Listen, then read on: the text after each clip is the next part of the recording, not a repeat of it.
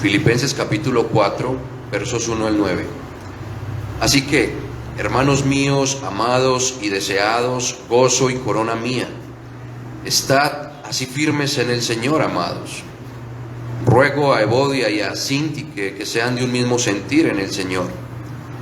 Asimismo te ruego también a ti, compañero fiel, que ayudes a estas que combatieron juntamente conmigo en el Evangelio, con Clemente también y los demás colaboradores míos, cuyos nombres están en el libro de la vida. Regocijaos en el Señor siempre. Otra vez digo, regocijaos. Vuestra gentileza sea conocida de todos los hombres. El Señor está cerca. Por nada estéis afanosos, si no sean conocidas vuestras peticiones delante de Dios, en toda oración y ruego con acción de gracias. Y la paz de Dios, que sobrepasa todo entendimiento, guardará vuestros corazones y vuestros pensamientos en Cristo Jesús. Por lo demás, hermanos, todo lo que es verdadero, todo lo honesto, todo lo justo, todo lo puro, todo lo amable, todo lo que es de buen nombre, si hay virtud alguna, si algo digno de alabanza, en esto pensad. Lo que aprendisteis y recibisteis y oísteis y visteis en mí, esto haced. Y el Dios de paz estará con vosotros. Amén. Estos 9 versículos de este capítulo 4, mis amados, habla de la firmeza del creyente. Hoy nos vamos a concentrar solo en 2 versículos. El primer versículo habla de el mandato a estar firmes en el Señor. Es una orden de estar firmes, inamovibles, no ceder, no desviarnos, sino permanecer firmes en el Señor. Los versículos 2 y 3, donde vamos a concentrarnos hoy, habla acerca de la comunión. ¿Cómo estar firmes en Cristo? Firmes en la comunión entre hermanos. Los versículos 4 al 7 habla acerca del gozo. Es necesario tener gozo en medio de un mundo caído que constantemente ataca nuestra paz y nuestra esperanza y confianza en el Señor. Necesitamos gozo, estar firmes en el gozo. El gozo es extraño en el pueblo cristiano, porque normalmente se tiende a la tristeza, a la aflicción, la preocupación, la ansiedad. Pero es una virtud y una característica propia del pueblo firme, firmes en el gozo. Y en los versículos 8 y 9 habla de firmes en lo que pensamos, firmes en la meditación, pero también firmes en lo que hacemos, que es consecuente con lo que creemos. Vamos a nuestro texto, que son los versículos 2 y 3, y allí nosotros vemos el tema, que es una exhortación amorosa a 2 hermanas creyentes para que se reconcilien. 2 hermanas que tuvieron una enemistad, no cualquier enemistad, sino algo fuerte, serio, y el apóstol Pablo debe mediar allí para que se reconcilien. Por eso esta porción la he titulado Un llamado a la reconciliación. Necesitamos en una iglesia como la iglesia vuestra que hablemos de la reconciliación, claro. Cuando estamos en un proceso de consolidación como iglesia, plantación de iglesia, nos vamos a dar cuenta, y ustedes ya lo saben, que mi hermano lucha con pecado así como yo lucho con pecado, y entonces cuando los dos nos encontramos, no en el mejor momento, vamos a tener diferencias. Es necesario recordar que la palabra nos habla de reconciliación. Esto es un llamado a la reconciliación, no porque esté pasando algo, no, desconozco si está pasando algo entre ustedes, sino porque esto es una preparación para saber cómo manejar los asuntos de diferencias interpersonales. Versículos 2 y 3 nuevamente. Ruego a Evodia y a Síntique que sean de un mismo sentir en el Señor. Asimismo te ruego también a ti, compañero fiel, que ayudes a estas que combatieron juntamente conmigo en el Evangelio, con Clemente también y los demás colaboradores míos, cuyos nombres están escritos o están en el libro de la vida. Nuestro texto inicia con una tierna exhortación que el apóstol Pablo hace a 2 mujeres muy valiosas en la iglesia de Filipos. Eran miembros de esta iglesia, Evodia, que significa buen viaje, o fragante, sencillamente porque tenía el aroma de vida que es Cristo, y por eso era fragante esta mujer. Y Sintique, que significa afortunada. Y ella pues era afortunada porque tenía la mayor riqueza. ¿Quién es la mayor riqueza del cristiano? Cristo. Por eso era afortunada. Ambas mujeres tenían diferentes dones, diferentes virtudes, pero ambas tenían la misma posición en Cristo, la misma dignidad en Cristo. Las dos eran creyentes, pertenecían a la misma iglesia local, donde por años habían prestado un reconocido servicio para el avance del reino en Filipos. Pero había sucedido algo no pequeño entre estas hermanas, por lo que vemos en el pasaje. Deducimos que se trataba de un desacuerdo delicado porque requería de la intervención del apóstol Pablo. Recordemos que en esta iglesia habían oficiales. Esta es la única carta del apóstol Pablo que menciona a obispos y diáconos. ¿Por qué? Bueno, esto nos debe comunicar algo con relación a lo que está pasando en este punto.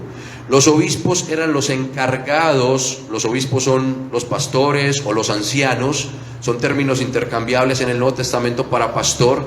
Los obispos eran y son los encargados de mediar la reconciliación entre los hermanos cuando hay diferencias entre ellos. Pero con este caso en particular, ellos vieron la necesidad de comunicárselo al apóstol Pablo a través de Epafrodito, que es la persona comisionada por la iglesia de Filipos para que le diga a Pablo cómo están las cosas y le lleve una ofrenda adicional. Estos obispos esperaban y confiaban que el apóstol Pablo, con su amor especial por ellos, porque al leer la carta de Filipos nos damos cuenta que es una carta donde Pablo indudablemente muestra que hay una preferencia por ellos. O sea, está la iglesia de Corinto, está la iglesia de Galacia, está Tesalónica, están las otras iglesias. Pero cuando uno mira la carta a Filipos o a los filipenses, uno se da cuenta que es como esa iglesia que él ama con todo su amor, al igual que las otras, pero ella tiene algo especial. Ella tiene un toque especial y Pablo la trata con mucho cariño. Así que estos obispos esperaban del apóstol Pablo también una respuesta con ese amor que tenía, con la sabiduría que lo caracterizaba, pero también con la autoridad apostólica que el Señor Jesucristo le había entregado para pastorear la iglesia en todos los asuntos, la iglesia universal. Y de esta manera buscar la reconciliación entre estas hermanas. Entonces, ¿ahora qué vamos a hacer? Vamos a mirar detalladamente la exhortación del apóstol Pablo, donde él sabiamente, con mucho amor, ataca el pecado de ellas. Lo ataca con mucho amor, con mucho tacto, pero al mismo tiempo busca la reconciliación. Y aquí vamos a aprender eclesiología práctica. Vamos a tener básicamente una clase de eclesiología práctica que se trata de dos hermanas, pero involucra a toda la iglesia. Lo primero que vemos en esta exhortación es que es una exhortación a nivel congregacional. El apóstol Pablo, luego de escuchar el reporte sobre estas dos hermanas, pudo hacer lo siguiente: enviar una carta a Evodia y otra carta a Sintique por separado y tratar la situación de manera individual con cada una de ellas. Pero noten que él no hizo esto. La enemistad entre estas hermanas ya era conocida por los obispos, por Epafrodito, y presuponemos que por la congregación también, por el trato que el apóstol Pablo le da a este caso. El apóstol Pablo, cuando escribe esta carta, escribe el nombre de ellas, y estas cartas en las iglesias del primer siglo del Nuevo Testamento eran cartas que se leían públicamente, delante de todos los miembros, delante de toda la asamblea. Y esto las incluía a ellas. Esa era la práctica que se tenía en las iglesias del Nuevo Testamento. Miren lo que el apóstol Pablo escribe en 1 Tesalonicenses capítulo 5, versículo 27. Os conjuro por el Señor que esta carta se lea a todos los santos hermanos. Colosenses capítulo 4, versículo 16 dice: cuando esta carta haya sido leída entre vosotros, haced que también se lea en la iglesia de los laodicenses, y que la de Laodicea la leáis también vosotros. Mis hermanos, lo que el apóstol Pablo estaba haciendo en este punto, con esta carta que se debía leer públicamente, se llama disciplina eclesiástica.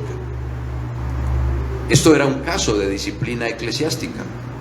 Públicamente se estaba mencionando el nombre de estas hermanas y se les estaba exhortando que tuvieran un mismo sentir. Y a mí me impresiona lo que el apóstol Pablo está haciendo. Aquí hay sabiduría del Señor Jesucristo obrando.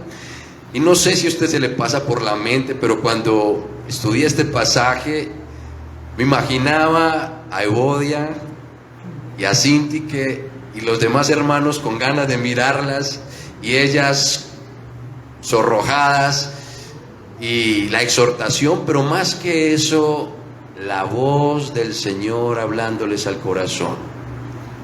Sean de un mismo sentir, mis hermanas. Y esto es sabiduría. La iglesia entonces no se inclinaría a favor de ninguna de las dos, porque se está haciendo público.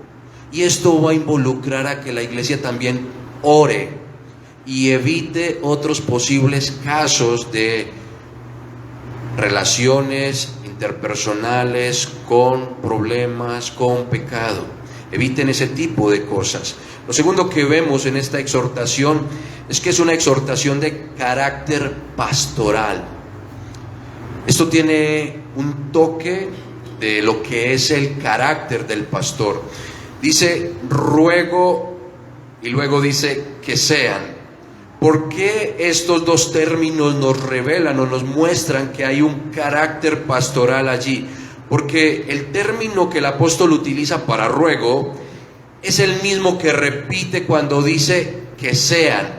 ¿Qué significa esto? Cuando nosotros miramos el pasaje en el idioma original, en la composición gramatical del texto, nos damos cuenta que él está rogando a Evodia y está rogando a Sintique. A cada una por separado le está rogando. ¿Qué nos muestra esto? Que el apóstol Pablo tenía una ética pastoral donde trataba de manera imparcial a cada una de ellas, mostrándole que tampoco había preferencia para la una o preferencia para la otra. Y esto mostraba que la iglesia debía conocer que en estos asuntos preferimos lo que Cristo dice, no lo que piensa un hermano, porque cuando se trata de problemas interpersonales no le damos la razón a los hermanos, le damos la razón a lo que Cristo dice en su palabra. Esto ayudaría además a que estas hermanas se sintieran en realidad pastoreadas. Te ruego a ti, hermana, te ruego a ti también, hermana. Si notan el tacto del pastor Pablo aquí tratando con cada una por separado, esto es bastante interesante. Porque en ocasiones el pastor se puede sentir tentado a tratar con preferencia a ciertos hermanos, pero no, el pastor debe ser imparcial en estos asuntos. Se trata del honor de Cristo, no de quedar bien con los hermanos. Lo que además vemos en esta exhortación es que es una exhortación sobria. Escuche nuevamente lo que el apóstol Pablo dice. La exhortación es simplemente esto: ruego que sean de un mismo sentir en el Señor. Eso es todo, es una exhortación sobria. El apóstol no se quedó como la mujer gotera, replique la misma situación de pecado que estaban viviendo. No fue como la madre colérica o recalcitrante que le regaña al hijo por lo mismo y por lo mismo y se lo refriega una y otra vez. O el esposo también, a veces el esposo le sucede lo mismo, ¿cierto? El apóstol Pablo no fue así, no recriminó de diversas maneras el mismo asunto. Tampoco fue un regaño donde denigró la imagen o la dignidad de estas mujeres. Esos regaños de un líder autoritativo que se impone y aquí mando yo, no fue nada de eso. Tampoco fue una agria amonestación con amargura porque estaban amargando la imagen del apóstol Pablo de alguna manera. Por otro lado, no fue una desinteresada o débil recomendación que no tendría efecto. Miren que el apóstol Pablo hace algo que no está en un extremo, no es autoritario, ¿cierto?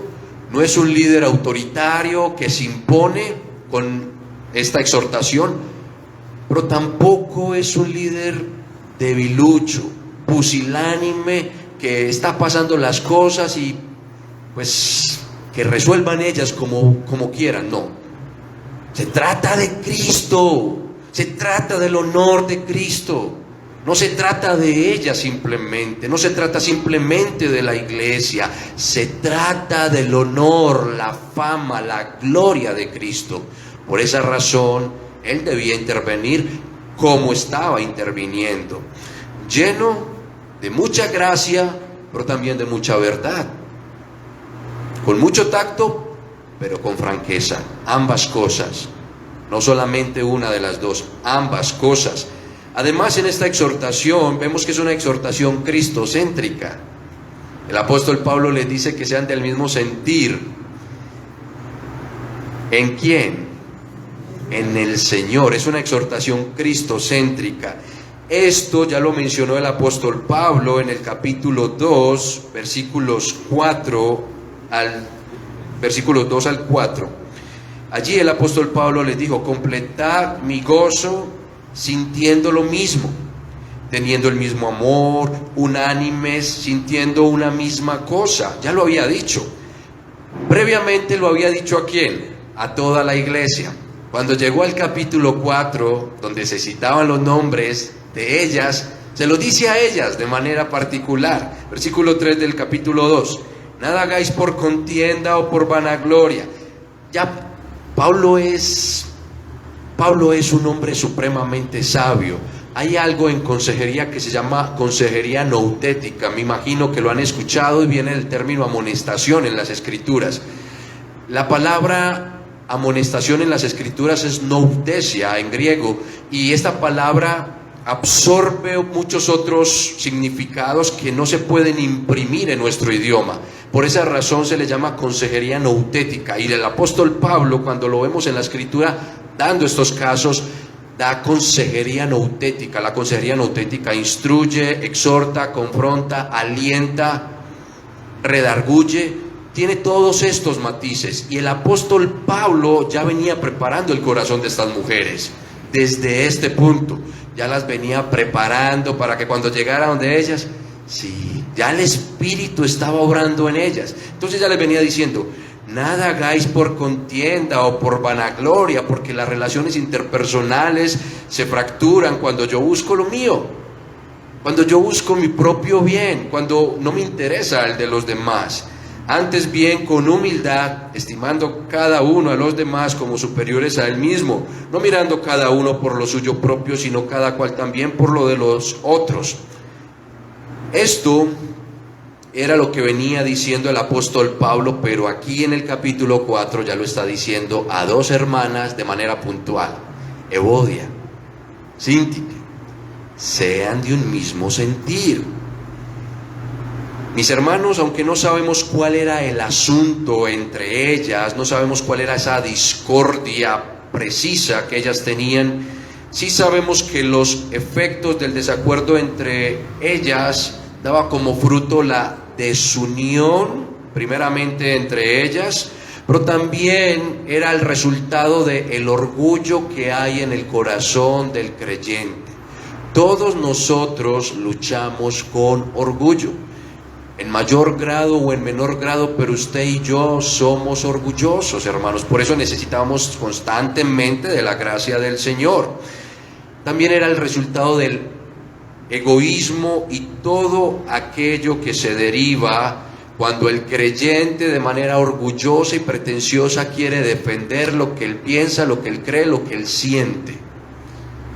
Todo esto trae desunión. El punto es que no se trataba de ellas, se trataba de Cristo. Y por esa desunión de ellas, la iglesia se estaba viendo afectada. Es decir, que el cuerpo de Cristo estaba siendo amenazado por el pecado que ellas querían albergar en sus corazones. De alguna manera podríamos presuponer, sin temor a equivocarnos, que los obispos o los oficiales de la iglesia fueron desautorizados por ellas, porque ellos tuvieron que remitir el caso al apóstol Pablo. Si hubiesen escuchado a sus oficiales, pues no tuviesen que remitir el caso al apóstol Pablo. Y cuando esto sucede en una iglesia local, cuando no se respeta la autoridad del oficial o del delegado por los oficiales, no se respeta en esencia a Cristo. Porque aunque Cristo es el Señor de la iglesia, en su sabiduría le plació que hombres dirijan su congregación a través de la guía del Espíritu Santo y la sola Escritura. Es lo que vemos en las Escrituras, es lo que vemos en la palabra. Y cuando estas hermanas presuponemos que no prestaron atención, pues entonces estaban desafiando la autoridad de Cristo. Desde la caída la mujer sufre con esto. Desde la caída la mujer lucha con la insubordinación. Es una lucha que está en el corazón. Todas las hijas de Eva luchan con esto. Y cuando no están luchando fuertemente con esto, pues entonces tienden al otro extremo, el servilismo, que tampoco es lo que enseña la Escritura.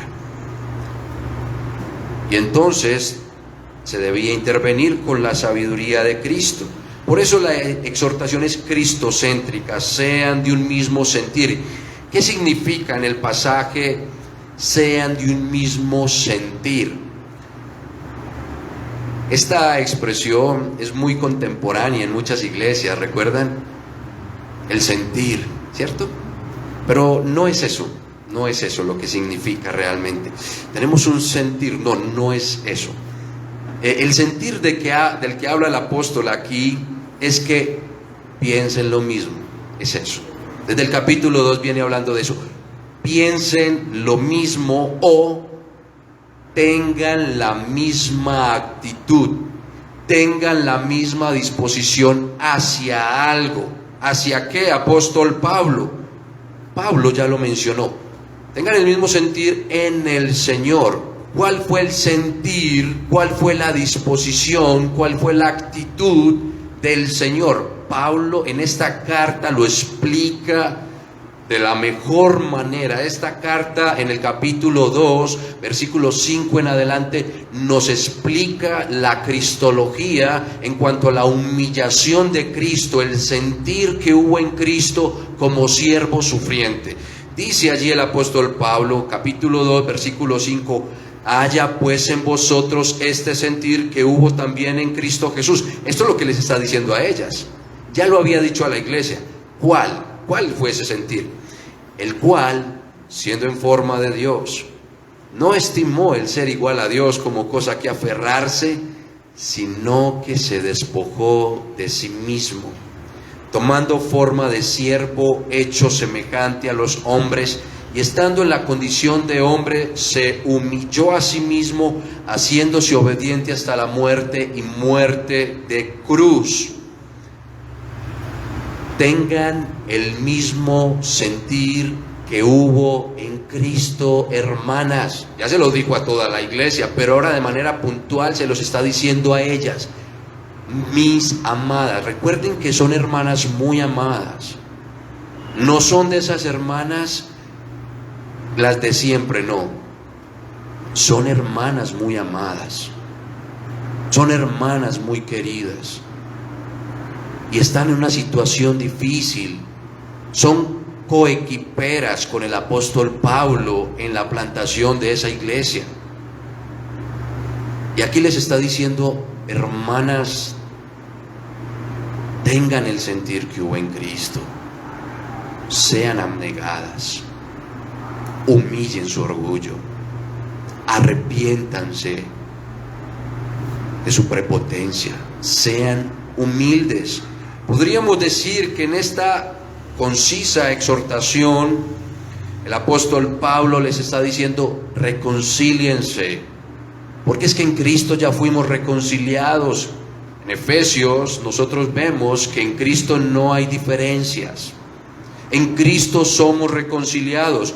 Vuelvan a trabajar en armonía, porque la unión de sus diferentes dones, de sus diferentes virtudes, hacen fuerza, coalición o un trabajo mancomunado por el avance del Evangelio. Cuando se unen los dones de los diferentes hermanos, vemos cómo progresa el Evangelio. Lo evidenciamos el viernes y el sábado. Iglesias de Girón, Piedecuesta, Bucaramanga, con hermanos presbiterianos unidos, se logró hacer un trabajo más sólido, más fuerte, que abarca mucho más. Esto es lo que les está diciendo el apóstol Pablo: trabajen en equipo, tengan un trabajo en equipo, no sean egoístas, más bien busquen los intereses del reino, sírvanse mutuamente la una a la otra. Finalmente podríamos decir, por amor a Cristo, sean sensatas. Su desacuerdo no le hará bien a la iglesia. Su desacuerdo le hace daño a la iglesia. Por el honor de Cristo, reconcíliese.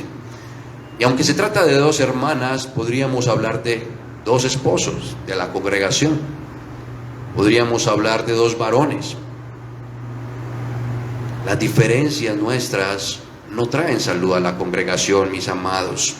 Hay algo importante que debo resaltar, y es que la exhortación revela el gobierno de la iglesia de Filipos.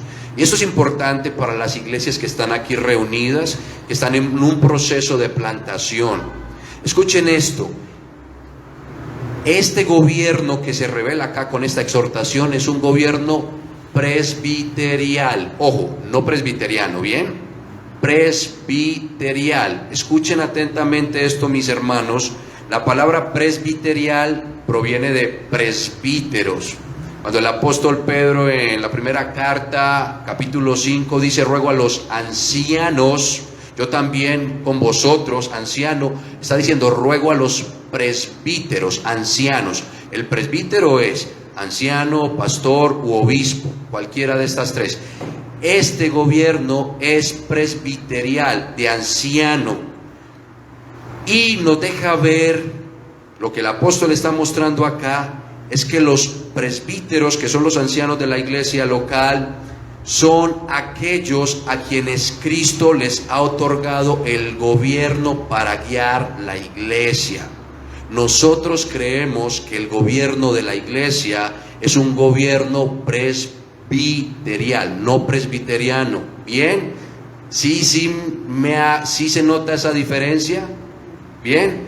Recaen los ancianos de esa iglesia local, no de muchas iglesias locales, no, de esa iglesia local. Esto debe quedar bastante claro, porque es lo que vemos en esta porción. Eso es lo que el apóstol Pablo está diciendo. Ratifica lo que nosotros como iglesias bautistas reformadas creemos, que el gobierno de Cristo ha sido entregado a los presbíteros, los ancianos de la iglesia local, para guiar la iglesia. Cuando nosotros vemos los requisitos para ser pastor, dice: el que no gobierna bien su casa, ¿cómo gobernará o manejará los asuntos en la casa de Dios? Hay un gobierno que Dios le da a los ancianos o pastores u obispos en el liderazgo de la iglesia. Y este caso de disciplina nos deja ver que ese gobierno era manejado por los ancianos, porque el apóstol Pablo dice: asimismo te ruego también a ti, compañero fiel, que ayudes a estas. Noten que este caso no fue remitido a un gobierno representativo de las iglesias de Macedonia, donde estaba la colonia de Filipos.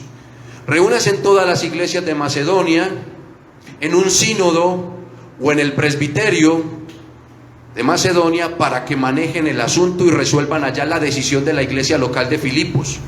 No fue así. Se remite el caso a la iglesia local de Filipos para que la iglesia local de Filipos resuelva el asunto con sus ancianos. Pero tampoco se le dice a la congregación entera: se involucran en un asunto. Sí, ya están enterados, pero congregación, resuelvan ustedes el asunto. No, porque no es congregacionalismo absoluto, no. Ellos se involucran de manera parcial, es lo que creemos como bautistas reformados. La congregación se involucra en ciertos asuntos hasta cierta medida, pero los ancianos manejan estos asuntos. Esto es jurisdicción de los ancianos. Esto hace parte del gobierno de la iglesia. Y por eso este caso es tan interesante, porque revela muchas cosas de la problemática del corazón del creyente, pero también de los manejos del gobierno de la iglesia. Y aquí el apóstol Pablo entonces nos deja ver que estos asuntos que no eran claros para los ancianos eran remitidos a la sabiduría de Cristo. Cristo revelaba su voluntad a través de los apóstoles. Lo que necesitaban saber las iglesias, Cristo lo hablaba a través de los apóstoles. Hoy no tenemos apóstoles, pero sí tenemos el fundamento apostólico. Hacemos lo mismo. Cuando hay asuntos difíciles que no sabemos manejar, ¿a quién vamos? Oh Señor Jesucristo, tú que eres la cabeza de la iglesia, el Señor de la iglesia, te remitimos este caso a ti para que tú nos des sabiduría. Él nos responde por la sola Escritura. Estudiamos, indagamos, analizamos la situación cuando es un asunto complejo. Y de manera particular el apóstol delega este asunto a alguien que llama compañero fiel. Y lo que quiere decir acá es otro que comparte el mismo yugo, la misma carga ministerial que tenía el apóstol Pablo, y le llama fiel, es decir, que es verdadero, que es leal, que es alguien genuino, algo contrario a falso, una virtud y característica esencial de un ministro, que sea confiable. Esto era una virtud que debía caracterizar al ministro.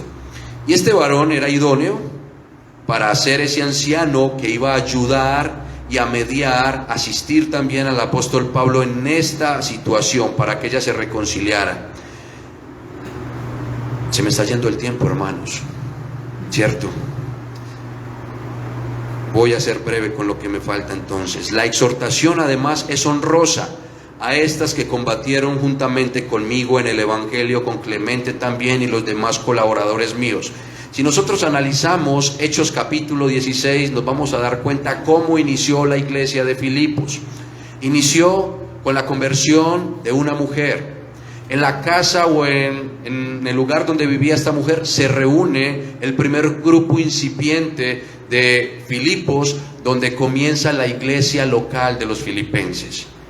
Estas mujeres colaboraron en el avance y plantación de esta iglesia, y nos damos cuenta por la carta a los filipenses, por Hechos capítulo 16, que no fue fácil plantar esta iglesia. ¿Qué le pasó al apóstol Pablo? Mientras predicaba en Hechos 16 fue encarcelado. El apóstol Pablo sufrió mientras predicaba el evangelio. Hubo mucha oposición, por lo tanto estas mujeres fueron valientes, leales, y el apóstol aquí lo que está haciendo es honrándolas. Ellas son colaboradoras, son coequiperas, son unas mujeres fuertes en la plantación o el proceso que llevamos como iglesia. Les da un honor. El Señor quiso que esta labor de ellas quedara aquí registrada como algo digno, como colaboradoras del Señor Jesucristo. Y además es una exhortación esperanzadora. Noten que la exhortación busca corregir el pecado, pero busca la reconciliación y lo hace de la mejor manera porque les da mucha esperanza. La exhortación dice: cuyos nombres están escritos en el libro de la vida. Esta expresión del Antiguo Testamento, que también aparece en el Nuevo Testamento, lo que quiere decir es que son siervos que en realidad le pertenecen al Señor, que en verdad son salvos, que efectivamente Cristo murió por ellos, pero que se caracterizan por algo, porque son fieles. Esta expresión quiere decir que son fieles, que a pesar de las advertencias, dificultades, han permanecido fieles a su Señor. Ese es el trasfondo en el Antiguo Testamento de esta expresión. Y es una exhortación entonces esperanzadora. Han pecado, sí, pero pertenecen a los cielos. Se van a ver en la gloria, hermanas. No vivan enemistadas acá. Van a tener una perfecta armonía en los cielos. Así que reconcíliense acá. Básicamente eso es lo que está haciendo el apóstol Pablo en este punto. Como vemos, hermanos, la enemistad entre los hermanos es un estorbo para la vida de la iglesia, la salud de la iglesia, el progreso del evangelio. Si la enemistad persiste en una iglesia local, los pastores deben poner la autoridad que tienen de pastores y que eso no avance.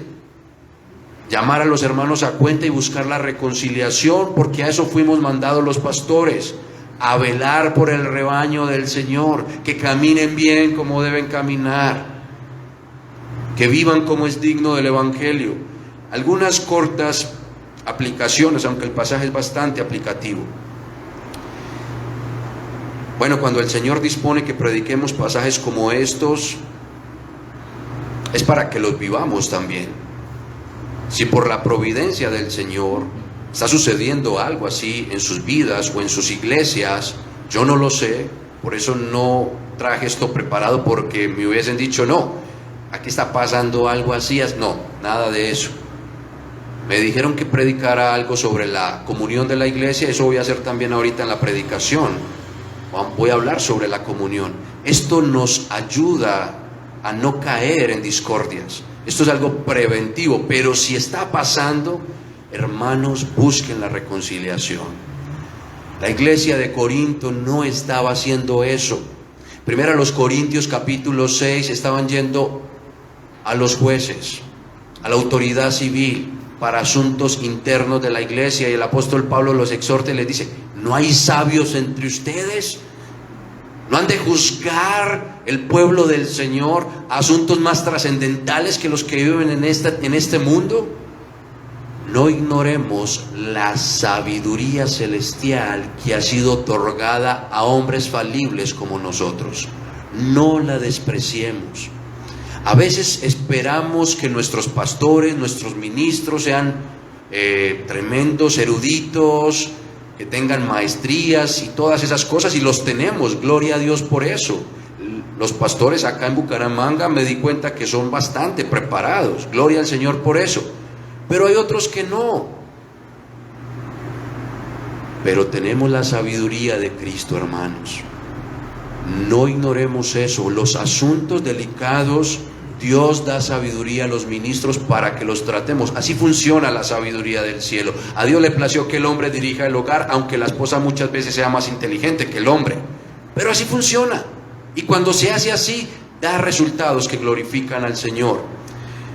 Otra aplicación, hermanos, es que cuando hay un asunto bastante delicado, debemos acudir al consejo de las Escrituras. Si de pronto no tenemos mucha luz, pues buscamos otros pastores que nos puedan ayudar, pero es el gobierno de la iglesia local el que resuelve el asunto. Bien, ¿eso queda claro, hermanos? Este texto nos enseña, mis hermanos, que aún los creyentes más maduros, más firmes, más trabajadores, más constantes, también fallan. Estas dos mujeres eran tremendas siervas, también fallan. Que Dios nos guarde. Este pasaje además nos enseña que las mujeres no necesitan ser pastoras o tener un cargo oficial en la iglesia que la Biblia no avala para ser reconocidas en la iglesia. Sencillamente ser siervas de Cristo, y el Señor se encargará de dignificarlas. Si hay alguien aquí que no ha rendido su vida a Cristo, debo decirle que usted está en una peor enemistad que la que tenían estas dos mujeres, porque lo peor que le puede pasar al hombre es ser enemigo de Dios. que Dios sea el enemigo nuestro. Y la palabra dice, ve en amistad con Dios. Entra en amistad con Él. ¿Cómo? Apartándote de tus pecados, abrazando la cruz de Cristo, arrepintiéndote y confiando en el Señor como tu Salvador y Señor.